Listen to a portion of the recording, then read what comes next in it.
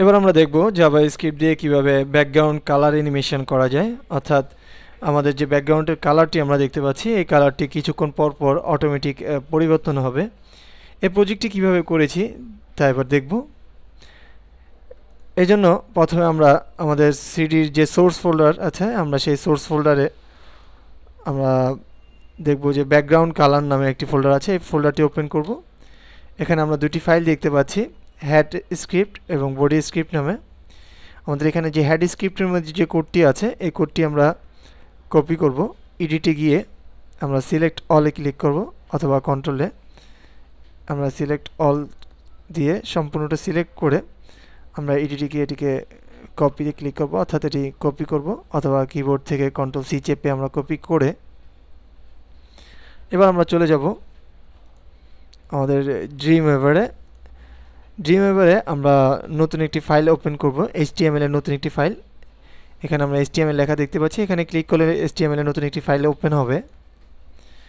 এবার আমরা আমাদের এখানে যদি ডিজাইন এটি সিলেক্ট করা থাকে, তখন আমরা কোড উইন্ডোতে চলে যাব। এখানে কোডে ক্লিক করে এখানে আমরা দেখতে পাচ্ছি উপরে স্টার্টিং হেড এবং এখানে ক্লোজিং হেড।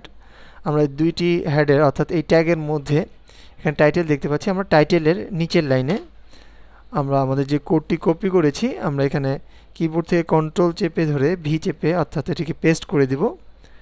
পেস্ট করে আমরা আবারও চলে যাব আমাদের সোর্স ফোল্ডারের ব্যাকগ্রাউন্ড ফোল্ডারে। আমরা এখানে যে বডি স্ক্রিপ্ট নামে যে ফাইলটি আছে, আমরা এটিকে কপি করব। এখানে যে কোডটি দেখতে পাচ্ছি, আমরা এই কোডটিকে কপি করব।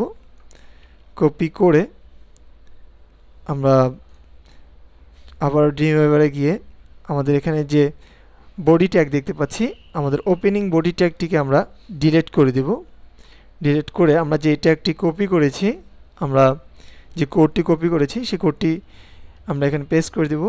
কিবোর্ড থেকে কন্ট্রোল ভি চেপে এটিকে পেস্ট করে এবার আমরা আমাদের এই ফাইলটিকে সেভ করব। সেভ করার জন্য আমরা ফাইলে গিয়ে আমরা সেভে ক্লিক করব।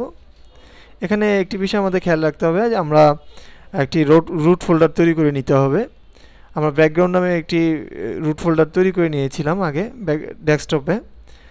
আমরা এই ব্যাকগ্রাউন্ড কালার এই ফোল্ডারের মধ্যে আমরা আমাদের এই ফাইলটিকে সেভ করব, ইন্ডেক্স অথবা আমাদের ইচ্ছা মতো যে কোনো নাম দিয়ে সেভ করে এবার আমরা আমাদের সেই রুট ফোল্ডার অর্থাৎ ব্যাকগ্রাউন্ড কালার নামে যে ফোল্ডার আমরা সেভ করেছি, আমরা এখানে ইন্ডেক্স নামে ফাইলটি দেখতে পাচ্ছি। আমরা এটি ওপেন করলে এখানে দেখতে পাবো যে আমাদের স্ক্রিনে কালার কিছুক্ষণ পরপর পরিবর্তন হবে।